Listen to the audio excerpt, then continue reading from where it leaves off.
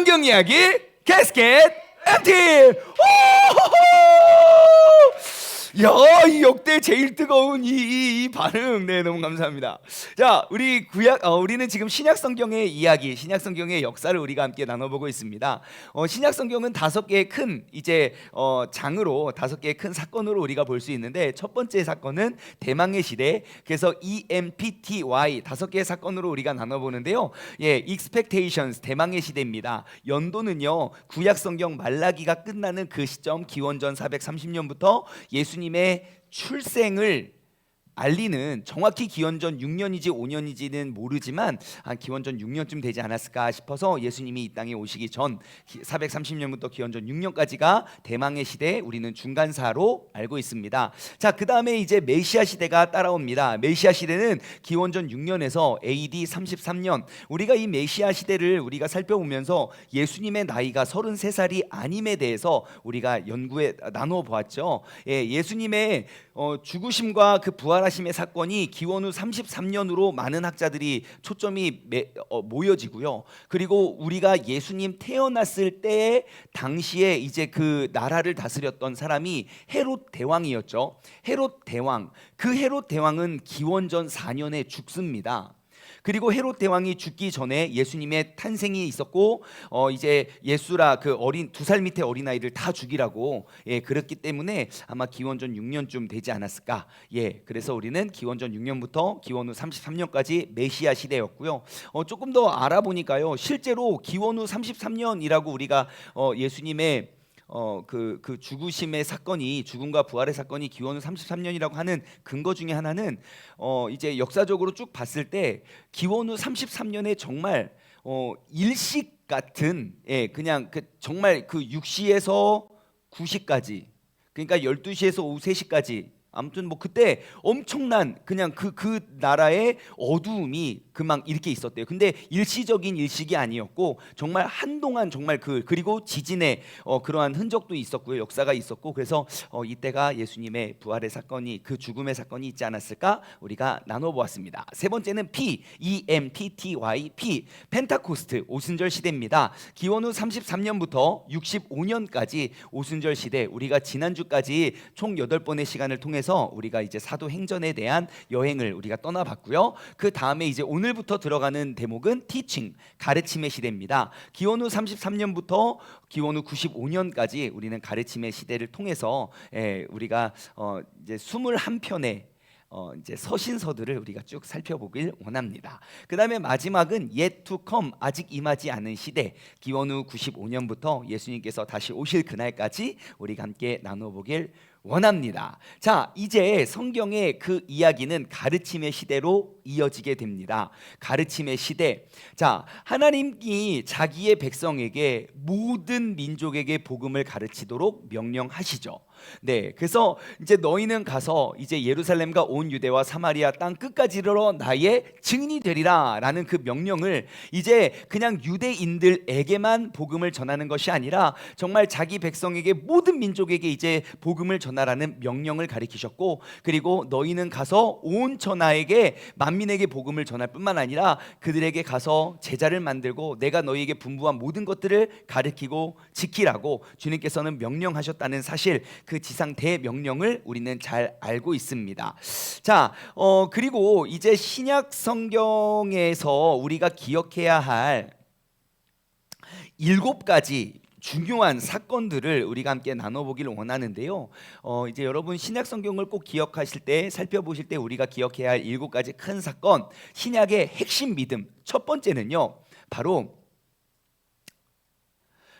예수 그리스도는 메시아, 그리스도 주시다. 자, 신약 핵심의 믿음, 신약의 핵심 믿음 첫 번째 함께 읽어볼까요? 시작. 예수는 메시아, 그리스도 주시다. 예수님께서는 우리의 메시아고 우리의 구원자이시고 또 기름 부음을 받으신 주라는 사실을 여러분 꼭 기억하시기 바랍니다. 두 번째, 신약의 핵심 믿음 두 번째는요, 바로 이 그림을 기억하십시오. 선물 아브라함, 구약 캐스켓의 아브라함을 상징했던 시대의 그림이었죠. 자, 내용은 무엇이냐면요, 함께 읽어볼까요? 시작. 그리스도를 믿는 믿음으로 의롭다함을 입었다는 겁니다. 이전에는 유대인들의 혈통들만 구원을 얻고 구원이 있었다고 믿었지만 예수님께서 부활하신 다음에 예수님의 꿈과 그 계획은 정말 그 유대인들에게만 있지 아니하고 유대인들로부터 모든 이방인들에게까지도 그 구원의 역사와 주님의 계획이, 놀라운 구원의 계획이 있음을 우리는 알 수 있었습니다. 그래서 그리스도를 믿는 믿음으로, 그 믿음으로 말미암아 누구든지 예수 믿으면 멸망하지 않고 영생을 얻으리로다. 예, 그래서 그리스도를 믿는 믿음으로 모든 사람이 의롭다 하심을 낳았다. 예, 두 번째 신약의 핵심 믿음이고요. 세 번째 신약의 핵심 믿음은 바로 이거 뭐죠? 성령이 내주하심입니다. 예수님께서 떠나시고 그 떠나신 자리에 성령님의 약속하신 그 성령님이 이 땅에 오시고 지금도 우리의 마음 가운데 가장 선한 것들을 우리에게 말씀하여 주시고 인도하신다는 사실, 여러분 우리가 꼭 믿음이 자라나면 자라날수록 내 안에서 세밀하게 말씀하고 역사하시는 그 성령님의 음성에 여러분 순종하며 나아갔으면 좋겠습니다. 자, 신약의 핵심 믿음 네 번째, 자 저건 뭡니까? 유대인과 이방인은 그리스도 안에서 하나라는 것입니다. 예, 이따가도 나눠보겠지만 여러분 신약 성경이 기록되어 있는 그런 배경, 사도행전에 보면 사도 바울이 1차 여행, 2차 여행, 3차 여행을 다니면서 전도 여행을 다니면서 이방인들이 구원받고 이방인들이 구원의 기쁨을 누리는 걸 유대인들은 달갑지 않게 기쁘게 보지 않았습니다. 왜냐하면 그들은 모든 율법을 지금까지 열심히 지켜왔는데 갑자기 얘네들은 원래 구원의 구자도 기억도 쓸 수 없었던 사람들인데 갑자기 사도 바울이 막 돌아다니면서 이방인들에게도 구원이 임할 수 있다고 막 전하니까 그것이 납득이 되지 않았어요. 그래서 하지만 우리가 꼭 기억해야 될 신약의 핵심 믿음은 유대인과 이방인은 예수 그리스도에서 안에서 우리가 하나 된다는 사실입니다. 신약의 핵심 믿음 다섯 번째는 바로 이방 민족의 믿음으로, 이방 민족들이 믿음으로 순종을 한다는 것입니다. 함께 읽어볼까요? 시작. 이방 민족들이 믿음으로 순종함. 예, 그렇습니다. 이제 우리가 의로워질 수 있는 건 율법의 의함이 아니라 믿음의 의함입니다.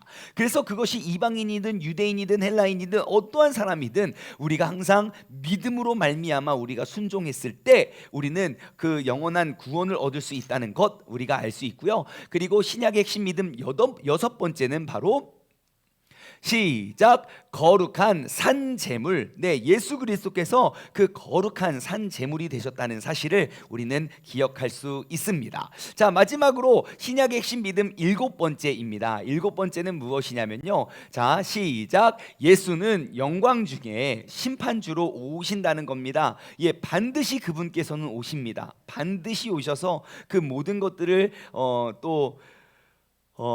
심판하시고 또 우리의 정말 믿음 생활, 또 우리가 말씀을 위해, 말씀을 향해 우리가 이렇게 살아가는 그런 모든 걸음들 주님께서는 다 아시고 주님께서는 다 기억하고 계신다는 사실을 여러분 꼭 기억하시기 바랍니다. 자, 이제는 우리가 잠시만요.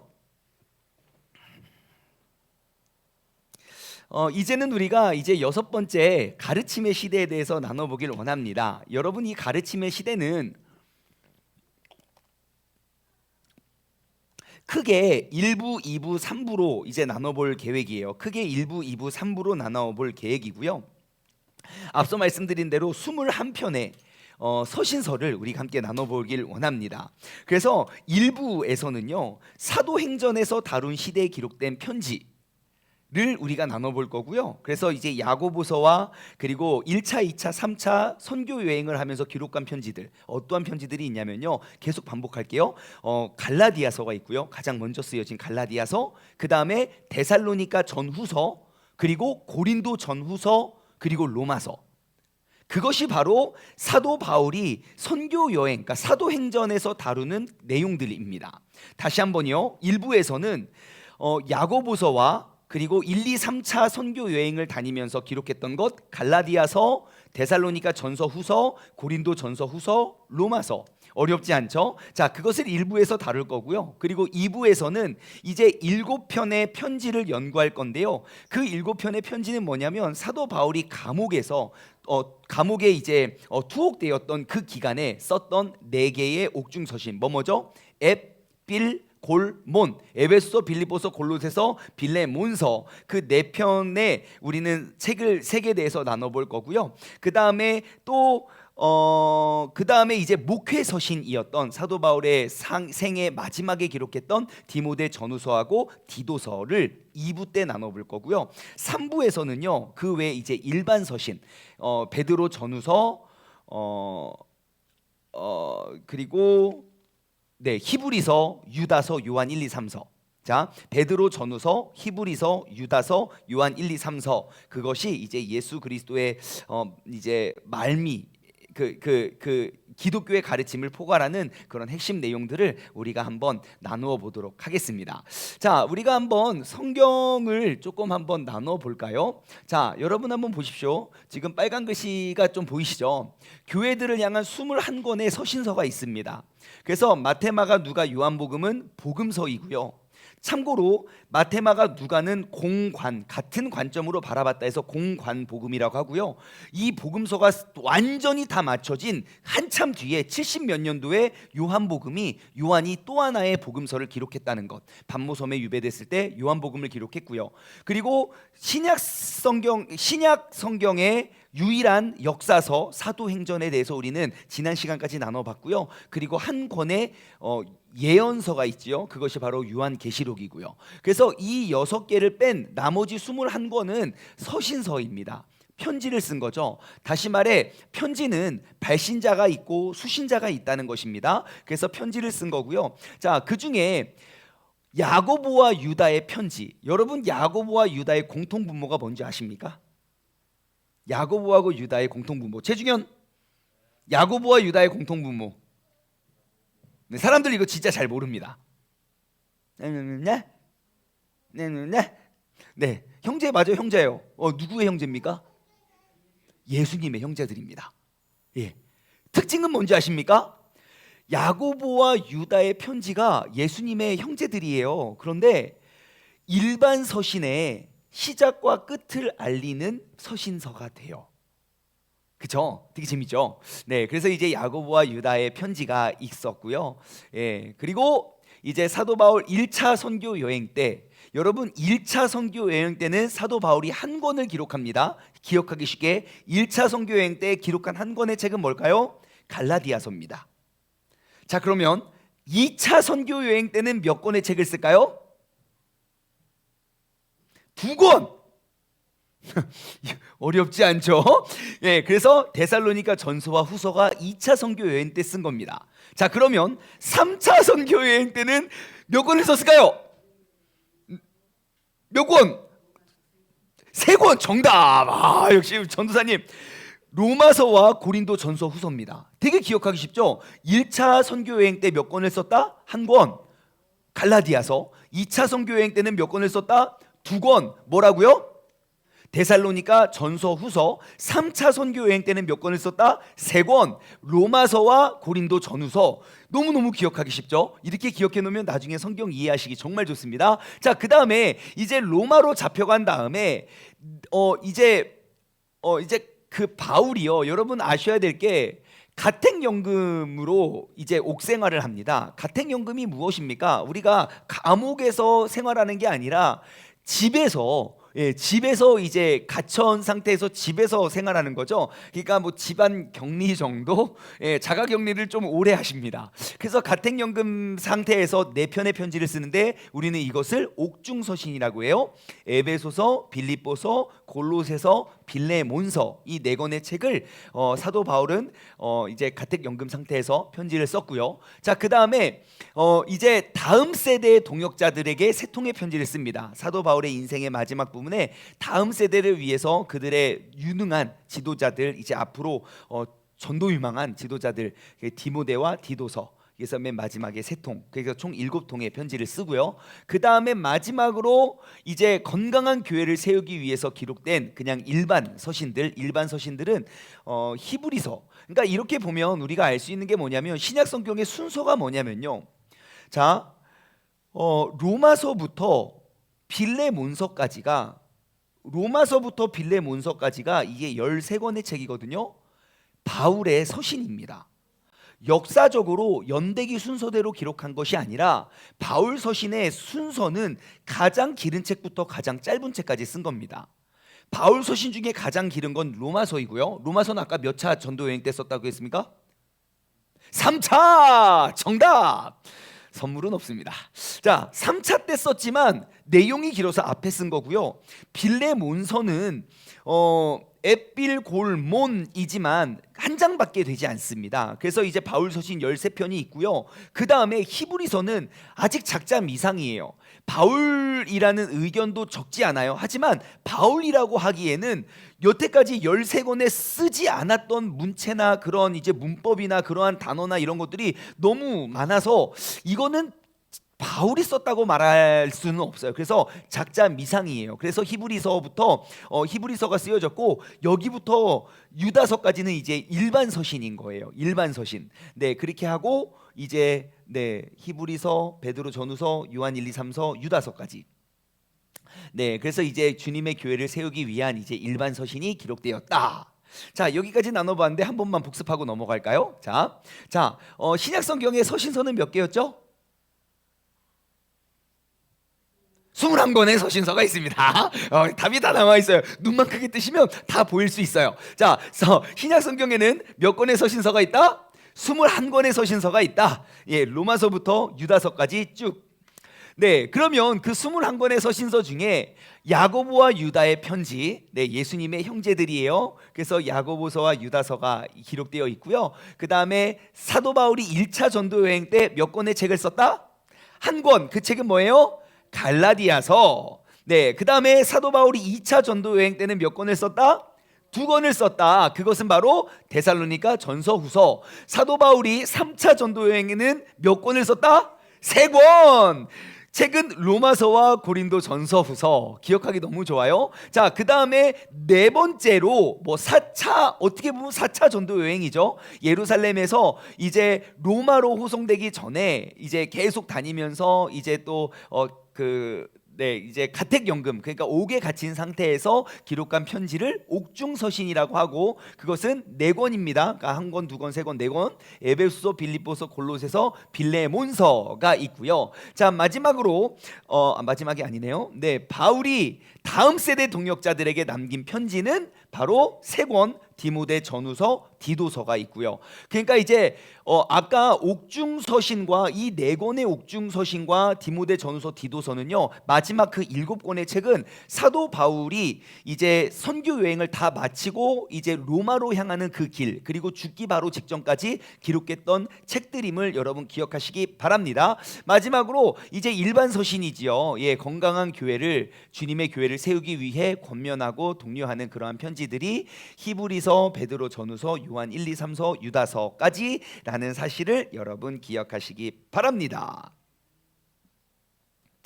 네, 이제 가르침의 시대를 우리가 이제 한 권씩 한 권씩 우리가 이제 기록된 순서대로 우리가 이제 나눠보기를 원하는데요. 그런데 이제 먼저 우리가 오늘은 이제 또 가르침의 시대 첫 번째 시간이니까 이제 가르침 시대, 그러니까 크게 1부, 2부, 3부로 나누어서 우리가 살펴본다고 했어요. 아까 다시 한번 복습하면 1부는 사도 바울이 사도행전에서 다루었던 그러한 책들, 야고보서, 갈라디아서, 데살로니가 전후서, 고린도 전후서, 로마서. 그러니까 사도 바울이 그 이제 1차, 2차, 3차 전도 여행을 다니면서 기록됐던 책들. 두 번째 2부에서는 이제 7편의 편지. 뭐였습니까? 4권의 옥중서신과 3권의 목회서신. 예, 그래서 4권의 옥중서신은 바울이 감옥에 갇혀서 옥에 갇혀 있을 때 기록했던 4권. 뭐였죠? 에베소서, 빌립보서, 골로새서, 빌레몬서, 에필골몬. 그 다음에 3권의 목회서신은 다음 세대의 사역자들에게 남기는 그의 편지였죠. 뭐였죠? 디모데, 전후서, 디도서. 예, 디모데와 디도에게 쓴 편지를 우리는 2부에서 나눠볼 거고요. 3부에서는 그리고 일반 서신입니다. 그래서 그 서신들, 일반 서신의 특징은 뭐냐면 많은 박해와 거짓된 가르침과 사회적인 갈등 속에서 우리가 어떻게 이 교회를 굳건히 세울 수 있을지, 네, 그것을 생각하면서 기록된 책들. 뭐죠? 베드로 전후서, 그 다음에 히브리서, 유다서, 요한 1, 2, 3서를 우리가 함께 나눠보길 원합니다. 자, 신약 성경의 이제 4번째 시대는 가르침의 시대입니다. 가르침의 시대라고 이름을 정한 이유는 바로 그때가 구속 역사에서 하나님이 자기 백성들을 이렇게 망명하여서 이방 민족들에게 복음을 전하라라고 가르치셨기 때문입니다. 그리고 우리가 최근에 우리가 주일 설교 때 나눠 보았지만 예수님께서 마지막 남겨주신 그 귀한 지상 대명령, 그 사명은 무엇입니까? 내가 너에게 분부한 모든 것들을 가르치고 지키게 해라. 봐라, 내가 너희와 항상 함께 할 거니까 너희는 가르치고 지키라는 것입니다. 그래서 가르침이라는 것은요, 세계 선교 역사에 정말 필수적인 부분이 될 수 있습니다. 그래서 예수님께서는 자신을 따르는 제자들에게 뭐 특별한 뭐 선생님들, 뭐 특정한 뭐 교역자들, 몇 명의 리더들에게만 가르침의 권한을 준 게 아니라 모든 민족들이 그리스도인이라면 너희는 가서 모든 민족을 제자로 삼아, 제자로 삼고 또 침례를 베풀고, 그리고 그 가르쳤던 모든 것들을 가르치고 전수하고 지키게 돌아볼 수 있는 것들이 우리에게 남겨진 사명임을 우리는 알 수 있습니다. 여러분, 그리스도인들에게 권능을 주시는 그 성령님의 임재를 통해서 우리는 항상 정말 그 복음을 증거하고 전하는 사람들이 되어야 됩니다. 그런데요, 여러분, 내 안에서 강하게 말씀하시고 역사하시는 그 성령님을 가장 쉽고 명확하게 우리가 경험할 수 있는 가장 좋은 환경은 내가 복음을 전하는 그곳입니다. 여러분, 내가 누군가에게 혹시 성경을 가르쳐 본 적 있습니까? 여러분, 내가 누군가에게 성경을 가르치는 책임을 한번 져보십시오. 그러면 정말 성경을 많이 연구하게 되고요, 항상 나의 연약함을 주님께 구하고 나아가면요, 하나님께서 그때 지혜를 주십니다. 저는 뭐 본의 아니게 직업이 목사여서 성경 공부를 정말 많이 했었어요. 근데 저는 이제 본당에서 사역할 때가 참 기억이 많이 나는데요. 그때는 진짜 너무 많이 막 피곤하고 그랬었어요. 성경 공부도 밤에 시작해서, 그러니까 하루 종일 아무튼 새벽 뭐 4시부터 밤 막 10시까지 진짜 하루에 5번 6번 이러한 세미나 특강 설교 이런 거를 하루에 많게는 7번까지 그거를 쭉 가는 거예요. 아침부터 새벽 예배 설교부터 밤까지. 그러면 진짜 그 맨 마지막 수요 예배를 마치고 성경 공부를 했거든요. 수요 예배 마치고 그때부터 이제 성경 공부하면 밤 10시쯤 끝났는데, 그때 되면 진짜 너무 지치는 거예요. 그러니까 설교 스케줄이 이렇게 겹쳐서 막 많을 때는 진짜 많은데, 그때 막 이렇게 풀이 죽어가지고 이것도 어떻게 하나 막 너무 피곤하다 해가지고 이제 가르치기 시작합니다. 그래서 성경 공부를 막 해요. 그러면 다 이렇게 풀이 죽어서 들어가서 끝날 때는 이러고 끝나요. 근데 한 번이면 내가 그럴 수 있다 치는데 정말 매주 그럽니다. 매주. 진짜 여러분, 꼭 기회가 되시면 내 짝꿍부터 시작하십시오. 한 명부터 정말 하나님의 말씀을 내가 알고 내가 깨달은 거 한번 가르치고 나눠보십시오. 그러면 정말 성령님께서 내게 말씀하시는 그 말씀의 능력과 지혜가 우리에게 임하게 된다는 사실을 여러분 발견할 수 있게 됩니다. 그리고 우리 교회가 꼭 그러한 교회가 되었으면 좋겠어요. 한 명에서부터 내가 알고 있는 나에게 말씀하신 그 주님의 지혜와 능력과 그 말씀을 우리가 나누어 때 내가 누구를 만나고 어디를 가든지 항상 말씀으로 무장될 수 있는 그러한 우리 교회 성도님들, 우리 교회 가족들이 되었으면 좋겠습니다.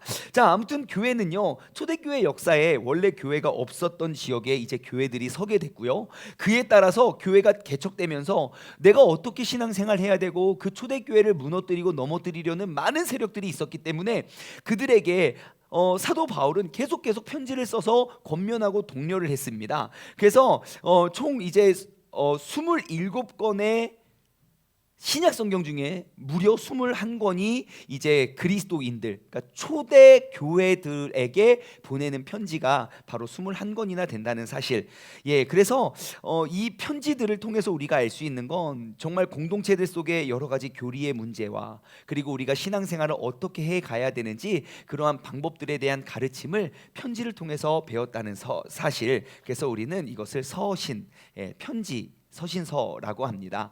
그래서 이제 그들이 그리스도의 공동체, 그 초대교회 공동체에 보내는 편지는 사실 그때 그 시대에만 유용한 것이 아니라 지금 우리들의 삶에도 너무너무 밀접하게 연관지어진 그러한 책임을 우리는 알 수 있죠. 그래서 우리는 이 편지들을 통해서 이렇게 보면 진짜 역사는 반복된다는 말이 맞는 것 같아요. 그때 있었던 그 어려움과 갈등, 그런 모든 것들이 지금 우리의 삶에 똑같이 있고 아마 2000년이 지난 후에도 아마 여전히 이 서신서를 보면서 우리가 뭐 초대교회를 회복하자 막 그러면서 우리가 또 이러한 갈등을 말씀으로 이겨가자, 그러한 운동들이 끊이지 않지 않을까 생각해 봅니다. 사실 이 가르침의 시대는 우리가 지금까지 나눴던 오순절 시대와 되게 겹치는 부분이 많습니다. 왜냐하면 오순절 시대는 그 역사를 다 다루었고 그 유일한 역사서예요. 신약 성경에 그 역사서 안에 일어났던 사건들이었기 때문에 우리가 이제 많은 내용들이 겹치지만 조금 다른 부분이 있다면, 오순절 시대의 초점은 사도행전이 오순절 시대의 초점이었다면 이제 그래서 이었다면 이제 가르침의 초점은 그 편지의 내용으로 우리가 좀 더 깊이 나눠보려고 합니다. 그래서 이제 여기 연대표가 테레비에 가려서 잘 안 보이지만 이제 그 다음 주면 아마 연대표가 나오지 않을까 싶어요. 예, 제가 그 캐스켓 차트를 나눠드릴 건데 이제 이 테레비 뒤에 있는 이 지도를 보시면 이 가르침의 시대, 그러니까 오순절 시대는 사도행전 이야기 스토리 속에서 이제 기록되었던 성경 순서를 여기 쭉 적었고요. 그리고 가르침의 시대는요, 수신자, 발신자 말고 수신자가 누구인가에 그 지도에 맞춰서 그 지형의 이름을 다 적어놨습니다. 그래서 다음 주에 제가 차트가 나오면 여러분들에게 나눠드릴 테니까 이번 가르침 시대는 여러분 지도를, 우리 캐스켓 차트를 펴시고 같이 보면서 우리가 함께 나누면 굉장히 도움이 많이 될 겁니다. 제가 확신하건대 여러분 이번 캐스켓 그 가르침의 시대를 우리가 딱 맥을 잡고 우리가 성경을 읽으면 아마 성경이 진짜 10배는 더 재밌어지리라 저는 믿어 의심치 않습니다. 자, 그래서 이제 가르침의 시대의 특징은 바로 수신자들에 있던 그곳에 있던 곳에 편지를 쓴 그 지도가 여러분 있다는 것 여러분 알고 계시면 좋을 것 같고요. 네, 그리고 이제 우리가 아까 잠깐 나눠보았던 야고보와 유다는 이제 예수님의 형제들이죠. 예루살렘에 있는 교회들에게 그래서 편지를 씁니다. 그래서 사실 이거를 원래 캐스켓이 영어로 쓰여졌어요. 보면은 3J라고 해서 야고보가 영어로는 제임스거든요. 그리고 유다는 주다거든요.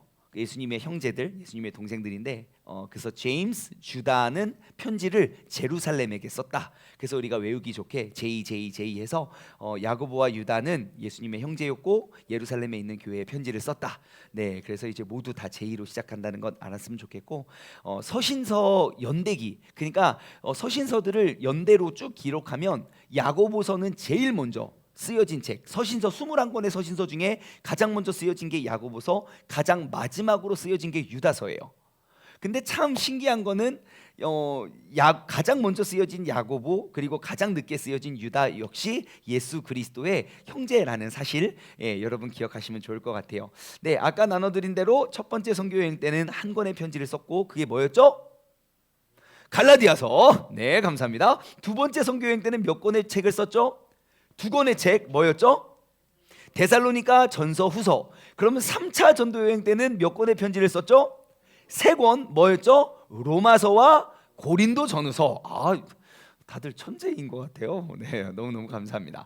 네, 그리고 이제 그 이후에 사도 바울이 예루살렘으로 돌아와서 이제 로마로 떠나는 그런 여정 가운데 기록됐던 7권의 책, 4권의 옥중서신과 3권의 목회서신입니다. 옥중서신은 뭐였죠? 에베소서, 빌립보서, 골로새서, 빌레몬서, 에필골몬 기억하시면 좋겠고요. 그리고 마지막 3권의 다음 세대 사역자에게 남겨진 3권의 목회서신은요, 디모데, 전후서, 디도서. 네, 이렇게 해도 여러분 벌써 우리는 신약 성경을 다 깬 것 같습니다. 자, 이렇게 하고 뭐 기원 후 66년에 또 많은 핍박과 또 갈등이 있었어요. 갈등이 있어서 이제 그때 유대 전쟁이 터졌고요. 그래서 그때 기원 후 70년에 예루살렘 성전이 또 다시 크게 파괴가 되는 일들도 있었고요. 하지만 그러한 모든 핍박과 모든 어려움 속에서도 그리스도의 가르침은 멈추지 않았고 그리스도의 복음의 역사는 계속 이어졌다는 사실 여러분 꼭 기억하십시오. 그래서 우리 교회의 정체성은요, 항상 죄악되고 망가지고 폭력을 행하는 이 시대에 대항해서 하나님이 정말 새롭게 바꾸시고 새롭게 일하시는 그 역사를 담대하게 기록되어 있는 책이 바로 신약의 역사임을 여러분 기억하시고 언제나 기억하십시오. 박해는 또 다른 인내를 낳습니다. 네, 그래서 사회적인 갈등은 그 평화의 복음을 남기게 될 것입니다. 그래서 우리가 기억해야 될 건 이제 가르침의 시대의 핵심 연도는 기원 후 33년부터 몇 년까지요? 95년까지라는 것.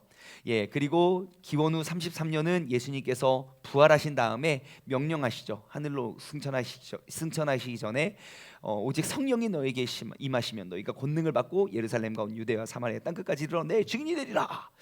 네, 그래서 33년부터 95년까지 됐고요. 그리고 이 가르침 시대의 핵심 인물, 예, 바로 이제 편지 서신을 기록했던 서신서의 기록자들이죠. 야고보서 가장 먼저 쓰여진 야고보, 그 다음에 사도 바울 13권의 서신을 썼고요. 그리고 베드로 전후서를 쓴 베드로, 그리고 요한 1, 2, 3서를 쓴 요한, 그 다음에 그 연대적으로 맨 마지막 서신서의 맨 마지막을 기록했던 유다. 네, 핵심 인물로 우리는 살펴볼 수 있고요. 그리고 그 당시 통치했던 그 로마 제국이었잖아요. 그래서 로마의 황제는 글라우디우스, 예, 굉장히 좀 또 괴팍한 왕이었죠. 그리고 그 이후에 네로가 왔고요. 네로는 더욱 심한 박해가 있었고, 그 이후에 베스파시아누스, 여기 입을 깨물었네요. 베스파시아누스라는 사람, 그리고 그 이후에 그의 아들 티투스라는 로마의 황제가 있었다는 사실을 여러분 아시고, 이제 지금까지 나눠본 이야기들을 우리가 한 가지씩 살펴보길 원합니다. 먼저 여러분, 연대적으로 가장 먼저 기록된 서신서는 무엇이라고 했습니까? 바로 야고보서입니다. 예수님의 형제 야고보. 자, 야고보서는 언제 쓰여졌냐면요, 기원 후 45년경에 쓰여졌습니다. 그래서 야고보서는 신약 성경의 편지 중에 가장 초기 저작으로 예수님의 형제인 야고보가 기록을 하는데, 자, 제가 한 가지 질문을 드릴까요? 여러분, 예수님의 형제인 야고보는 어려서부터 예수님을 구원자로 믿었다, 안 믿었다? 하나, 둘, 셋. 네, 한번 말씀 한번 찾아볼까요? 요한복음 7장 5절 말씀 띄워주세요. 요한복음 7장 5절. 중현아, 요한복음 7장 5절이요. 빨리빨리 찾아야 돼요. 지금 집중해야 돼요. 자, 요한복음 7장 5절 말씀. 자, 보십시오. 이는 그 형제들까지도 예수를 믿지 아니함이로다. 그래요. 여러분, 예수님의 형제들은 예수님을 구원자로 믿지 않았었습니다. 처음에는 믿지 않았지만 야고보는 예수가 죽은 자 가운데서 부활하신 것을 보고 이제 믿게 됩니다. 한번 찾아볼까요? 고린도전서 15장 7절. 고린도전서 15장 7절 말씀 보면요, 이제 정말 예수님의 다른 제자들도 그러했듯이, 그런데 고린도전서 15장 7절 말씀을 통해 알 수 있는 건 그 후에 야고보에게 부활하신 예수님이 보여주셨어요. 그 후에 모든 사도에게와 하면서 쭉쭉쭉 가면서 이제 그것을 믿게 되죠. 그리고 야고보는 예루살렘 교회 지도자 중에 한 명이 됩니다. 그래서 이제 사도행전 15장에 보시면 이제 등장하는 야고보가 나오죠. 자, 그래서 야고보는요, 연대표에 보면 사실 이 뒤에 이제 그림을 보면서 하면 좋겠지만, 여러분 다음 주에 이제 차트를 보면서 이제 설명하면 좋을 것 같은데요. 이제 야고보서는 예루살렘에 기록되어 있습니다. 왜냐하면 야고보, 아까 기억하죠? 제임스, 주드. 그래서 야고보와 유다는 예루살렘에게 편지를 썼다. 그래서 이제 예루살렘에 위치하고 있고요. 그리고 야고보는 45년경에 이 편지를 썼고, 내용은 그 당시 기근과 더불어 굉장히 포악했던 그 헤롯 아그리파 1세, 우리가 지난 이제 그 사도행전 때 등장했던 인물인데요. 헤롯 아그리파 1세, 엄청난 박해와 핍박을 했던, 그래서 그 박해로 인한 어려움을 당하고 있는 그런 예루살렘, 그 이스라엘 백성, 그 그리스도인들에게 썼던 권면이지요.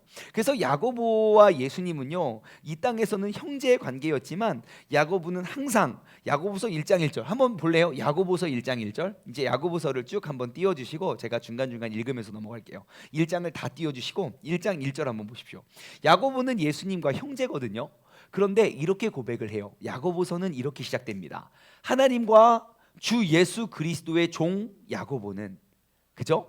하나님과 예수님의 종 야고보는 흩어져 있는 12지파, 그 12지파는 이스라엘에 있는 그 12지파 모든 사람들을 우리가 이야기할 수 있지요. 예, 그래서 이제 자신을 예수님의 종이라고 시인하고 그는 그렇게 고백을 합니다. 그래서 야고보서의 특징은 뭐냐면요, 2절부터 8절까지의 말씀을 쭉 다 볼 수는 없지만, 예, 여기 대표적으로 2절만 볼까요? 내 형제들아, 너희가 여러 가지 시험을 당하거든 그 시험을 당할 때에 그것을 온전히 기쁘게 여기라고 이야기합니다. 왜냐하면 온전히 3절까지 볼까요? 왜냐하면 이것은, 이 시험이 우리에게 기쁨이 되는 이유는 너희의 믿음의 시련이 인내를 만들어 내줄 것을 너희가 알기 때문이다. 여러분, 왜 우리가 신앙생활을 겪으면서 왜 시험이 오는지 아시겠습니까? 그것이 하나님의 계획이기 때문입니다. 내가 그를 통하여 또 인내를 배우고 내가 참을성을 배울 수 있기 때문이지요. 그래서 항상 하나님 안에 있는 그런 모든 것들은 우리에게 다 도움이 되고 우리에게 다 덕이 된다는 사실을 여러분 꼭 기억하시기 바랍니다. 그래서 예루살렘에 있는 그 그리스도인들은 그런 동족들과 그리고 이교도 사람들로부터 극심한 이제 반대에 직면해 있었고, 그리고 그 이교도 문화와 타협하라는 그러한 압박도 있었고, 그리고 수많은 사람들이 이제 죄와 그 욕망에 빠질 수 있는 그러한 시련들에 대해서 너희가 믿음을 잘 지켜내라고 이야기합니다. 야고보서를 보시면 야고보서는 굉장히 이제 윤리, 그러니까 너희가 믿음을 그냥 믿음을 너희의 행위로 보여주라고 강조를 많이 합니다. 그래서 야고보서 내내 보면요, 행함이 없는 믿음을 죽은 거라고까지도 이야기를 해요. 너희는 믿음을 어떻게 증명할 것이냐, 너희의 행함으로 그 믿음을 보여줘라 라고 하면서 굉장히 행함을 강조하거든요. 그러니까 우리의 믿음을 그냥 감정으로 가지고 있는 것이 아니라 너희가 진짜 믿음을 가지고 있다면 그 믿음을 행함으로 보여주라고 이야기를 해요. 야고보서는 총 108절로 기록되어 있거든요. 108절, 뭔가 108번뇌를 없애는 것과 되게 외우기 쉽죠. 108절, 108구절로 되어 있는데요, 그 중에 명령문이요 무려 50번 이상이 됩니다. 그러니까 야고보서를 다 보면 항상 명령하고 있다는 거예요. 근데 그 명령의 핵심은 뭡니까? 계속 명령하는 건 너희의 믿음, 그 행함 없는 믿음은 가짜이니 그 너희의 믿음을 보여주라는 것입니다. 그래서 항상 이제 야고보서를 쭉 보시면 2장 8절 말씀 보실래요? 예, 야고보서, 성경에 있어서 가장 큰 율법 계명이 뭐죠? 하나님 사랑, 이웃사랑이죠. 그래서 그 최고의 법이 정말 믿음 안에서 어떻게 실현되는지 야고보서 2장 8절 말씀 보시면요, 중현아, 야고보서 2장 8절이라고요. 네, 집중해야 된다니까요. 지금 그대가 집중하지 않으면 힘들어져요. 자, 두 마음을 품어서 모든 일이 정함이 없는 자다. 그 앞절도 보실래요? 네, 이런 사람은 무엇이든지 주께 얻기를 생각하지 말고 두 마음을 품어 모든 일에 정함이 없는 자다. 그래서 정말 야고보서를 통해서 우리가 이제 야고보서의 마지막도 마찬가지인데요, 그 산상수훈 말씀에서 주님께서 가르쳐 주셨던 그런 모든 것들을 하나하나 이제 비교하면서 정말 여러 가지 가르침, 그러니까 내 이웃을 내 몸과 같이 사랑해라 라는 것들도 어떻게 실현하고, 뭐 9절도 2장 8절 중에나 2장 8절, 1장 8절 말고요, 2장 8절이요. 네, 너희가 만일 성경에 기록된 대로 내 이웃을 사랑하기를 내 몸과 같이 하라 하신 최고의 법을 지켰으면 잘한 것이다. 그러면서 성경에서 가장 귀중한 최고의 법이 내 이웃 사랑하기를 내 몸과 같이 하라는 것, 그런 것도 강조하고요. 그리고 2장 14절부터 26절까지 쭉 보면은 되게 우리의 마음에 찔리는 말씀들이 쭉 이어지는데, 행함이 없는 믿음은 죽은 거라고 이야기를 해요. 그래서 진정한 믿음은 하나님을 영화롭게 하는 그냥 이렇게 추상적이고 막연한 것이 아니라, 우리가 진짜 믿음을 가진 사람이라면 그 믿음은 반드시 우리의 삶 가운데 보여진다는 것이지요. 그래서 사람들은 한간의 사람들은요, 로마서는 믿음을 강조하고 야고보서는 행함을 강조해요. 그래서 사도 바울과 그리고 야고보는 다른 것들을, 다른 믿음과 다른 신앙을 강조하고 있다고 생각하지만 정말 큰 오산입니다. 야고보서를 더 깊이 보고 그리고 로마서를 더 깊이 보면요, 바울이 강조한 내용과 야고보가 강조한 내용은 완벽히 일치됨을 알 수 있습니다. 무엇이냐? 내가 진정한 믿음에 의해서 구원을 임할 수 있다는 것이 사도 바울이 강조하고 싶은 그 믿음이라면, 야고보는 우리가 그 믿음을 지닌 자라면 마땅히 그 믿음의 행위가 나올 수 있다는 것을 가르쳐 주는 거예요. 그러니까 이것은 다른 것을 강조하는 다른 믿음을, 다른 복음을 말하는 것이 아니라 그 내가 믿음으로 말미암아 구원에 임하는 것부터 출발해서 그 믿음의 사람의 행위가 자연적으로 따라오는 그러한 신앙인의 완성의 모습을 우리는 볼 수 있는 것이지요. 그래서 여러분, 정말 이 시대 이 민족에 우리에게 꼭 필요한 말씀이 야고보서가 아닐까 싶어요. 정말 그 초대교회의 역사, 많은 성도들에게 권면을 하는 그런 편지 중에 가장 먼저 쓰여진 야고보서, 아마 어쩌면 우리의 신앙생활의 그 첫 번째 편지가 되었으면 좋겠습니다. 정말 이 땅 가운데 사라지고 어그러지고 부셔지고 보이지 않았던 그런 하나님의 영광, 진정한 그리스도인의 모습을 우리가 다시 한번 회복해 볼 수 있는 시간이 되었으면 좋겠어요. 야고보서는 길지 않습니다. 여러분 꼭 오늘 밤에 혹은 이번 주에 꼭 우리가 나누었던 그 야고보서를 꼭 한번 읽어보셨으면 좋겠습니다. 그래서 야고보는 그리스도인들에게 가난한 자와 약한 자를 도와줘라. 아이고, 야 너 진짜 안 됐다 라고 말하면 그게 무슨 소용이 있냐, 그래서 빵이라도 갖다 줘라 라는 그런 실질적인 것도 말씀해 주시고요. 그리고 믿음의 공동체는 항상, 야고보가 계속 강조하는 거예요. 믿음의 공동체는 항상 가난한 자들을 동일하게 존중해야 된다. 또한 그리스도인들의 공동체는 예수 그리스도에 대한 믿음을 너희가 가졌으니 서로 차별하지 말라고도 이야기합니다. 그리고 믿는 자들은 점차 핍박을 가하는 그런 문화 속에서 반드시 그 핍박 속에서 하나님의 성품을 드러내라고 이야기합니다. 왜냐? 우리의 삶의 모습과 그 행위를 지적하고 있기 때문입니다. 그래서 항상 이제 야고보서는 우리의 삶에 이제 여러 가지 정말 우리가 많이 찔리는 그러한 부분들에 대한 좀 도전을 많이 해주는 책이고요. 야고보서 3장 17절 보여주시겠습니까? 3장 17절.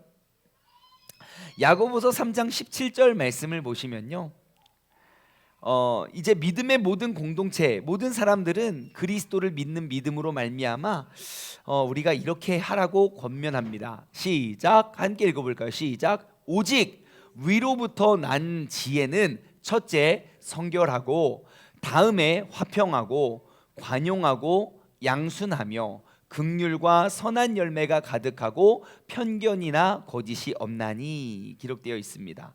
자, 우리 믿음의 공동체는요, 우리가 어떻게 해야 됩니까? 첫 번째 성결하고요, 그 다음에 화평하고 관용하고 양순하고 긍휼과 선한 열매를 가득 맺었는데, 편견과 거짓 없는 하나님의 지혜의 모습을 우리가 이 땅 가운데 비추어야 된다는 것입니다.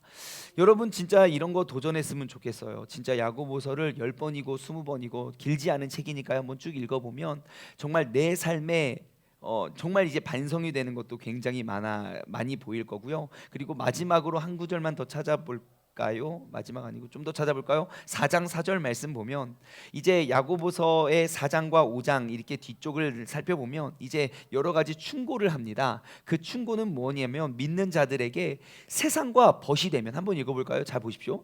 가늠한 여인들과 세상과 벗된 것이 하나님과 원수됨을 알지 못하느냐? 그런즉 누구든지 세상과 벗되고자 하는 자는 스스로 하나님과 원수가 되는 것이다.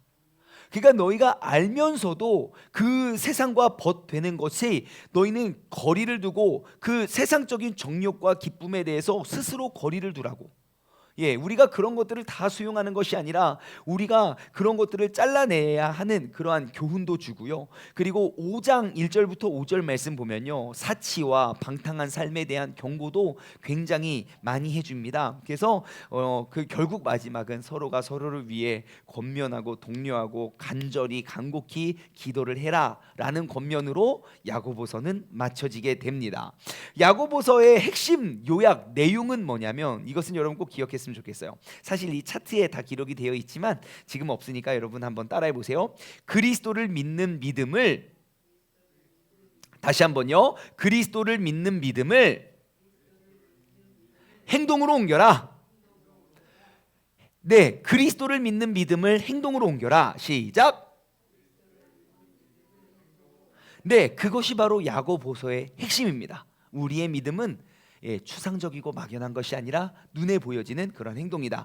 야고보서의 핵심 구절 딱 한 절을 꼽으라면 1장 22절을 꼽겠습니다. 야고보서 핵심 구절, 야고보서 1장 22절. 중현아, 1장 22절. 네네네, 1장 22절. 자, 시작. 너희는 말씀을 행하는 자가 되고 듣기만 하여 자신을 속이는 자가 되지 말라. 아멘.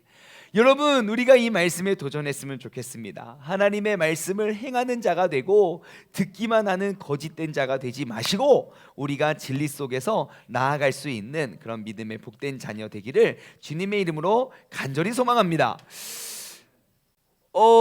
갈라디아서까지 하고 끝났으면 좋겠지만 오늘은 조금 일찍 마칠까요? 네, 역시 단축 수업은 우리 모두가 좋아하는 거네요. 자, 그러면 우리 오늘은 그냥 야고보서까지 하고 마치도록 하겠습니다. 또 새로운 시대에 들어갔고 또 많은 복습이 있었으니까 우리 다음 주 이 시간에는요 이제 가르침 시대 갈라디아서, 그리고 또 그 뒤에 기록되어 있는 책들 데살로니가 전후서 그 뒤로 우리가 한번 나눠보길 소원합니다. 함께 기도하고 주기도문으로 오늘 수업을 마치도록 하겠습니다. 하나님 아버지 감사합니다. 오늘 우리가 이제 신약 캐스켓을 공부하며 우리가 새로운 시대에 도래했습니다. 하나님께서 정말 많은 편지들, 21통의 편지를 통해서 그들을 가르치셨고 그 가르침의 내용을 우리가 함께 나눠보게 하여 주심에 감사드립니다. 21통의 편지 중에 가장 먼저 쓰여졌던 편지는 바로 야고보서였습니다.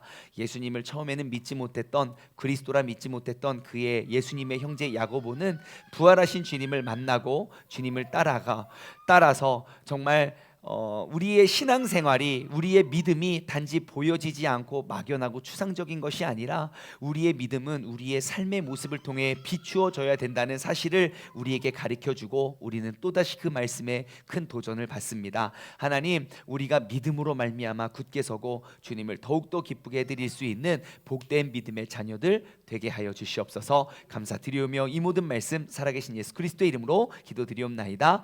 아멘. 다 같이 주기도문으로 오늘 수업을 마치도록 하겠습니다. 하늘에 계신 우리 아버지여, 이름이 거룩히 여김을 받으시오며 나라에 임하옵시며 뜻이 하늘에서 이루어진 것 같이 땅에서도 이루어지리이다. 오늘날 우리에게 일용할 양식을 주옵시고 우리가 우리에게 죄 지은 자를 우리를 시험에 들게 하지 마옵시며 다만 악에서 구하옵소서. 나라와 권세와 영광이 아버지께 영원히 있사옵나이다. 아멘. 아멘. 수고하셨습니다. 우리 다음 주 시간에 다시 만나도록 하겠습니다.